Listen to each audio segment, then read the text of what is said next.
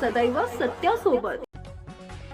भारतीय स्वातंत्र्य दिनाचा 80वा वर्धापन दिन 15 ऑगस्ट 2026 रोजी नंदुरबार जिल्हाधिकारी कार्यालय इथं अत्यंत उत्साहात आणि देशप्रेमाचा वातावरणात साजरा करण्यात आला।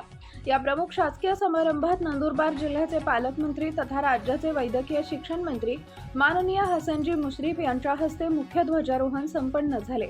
या ऐतिहासिक आणि गौरवास्पद सोहळ्याला नंदुरबारचे जिल्हाधिकारी मिताली शेट्टी, राष्ट्रवादी काँग्रेस पक्षाचे अजित पवार गट जिल्हाध्यक्ष अभिजित दादासाहेब मोरे, नंदुरबार लोकसभा क्षेत्राचे खासदार गोवालजी पाडवी, आमदार चंद्रकांत रघुवंशी आणि शोएबभाई खाटेक यांची प्रमुख उपस्थिती होती। यासोबतच जिल्ह्यातील इतर लोकप्रतिनिधी, विविध पक्षांचे मान्यवर, नगरसेवक, प्रशासकीय अधिकारी, सामाजिक कार्यकर्ते आणि नागरिक मोठ्या संख्येने उपस्थित होते। पालकमंत्री हसन मुश्रीफ यांनी ध्वजारोहण केल्यानंतर राष्ट्रगीत सादर करण्यात आले आणि उपस्थित सर्वांनी राष्ट्रध्वजाला मानवंदना दिली।